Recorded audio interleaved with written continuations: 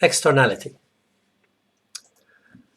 A few years ago, the apiaries in Brooklyn, in New York, noticed that the honey that their bees were producing had a reddish color and had an unpleasant taste.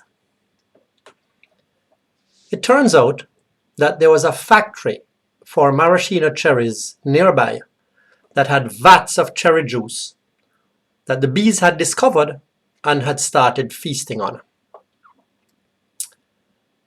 The market for maraschino cherries, the customers were mostly restaurants, and the factory was producing this maraschino product.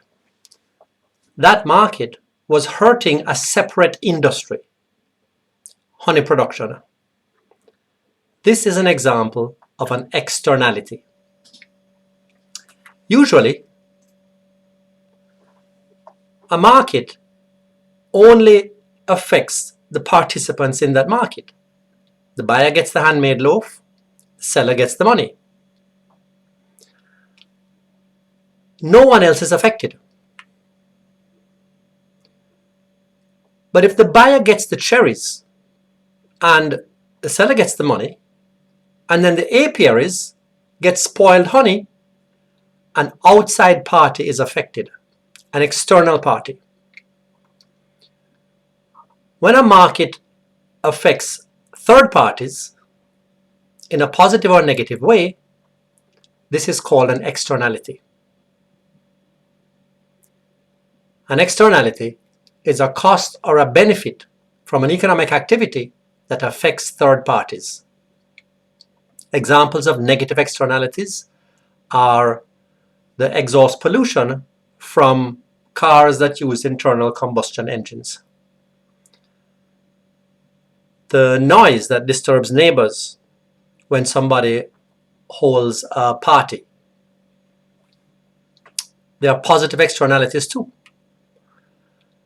The market for trees and plants, well, that benefits everybody else because plants absorb carbon dioxide, a greenhouse gas, and so it reduces global warming.